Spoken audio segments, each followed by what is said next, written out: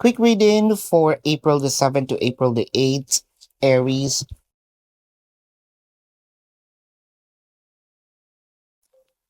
Your cards are the Seven of Cups, the Three of Wands, and the Lovers. For some reason, nagkaroon kayo ng challenges.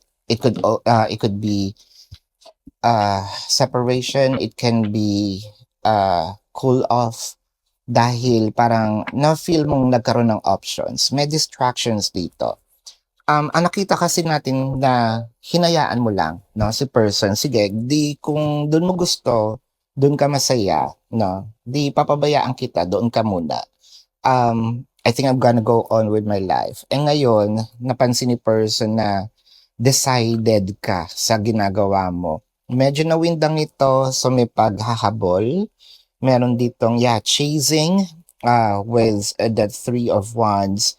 Nakikita din natin na bigla naman siyang offer, no, ng leveling up or putting the connection to another level.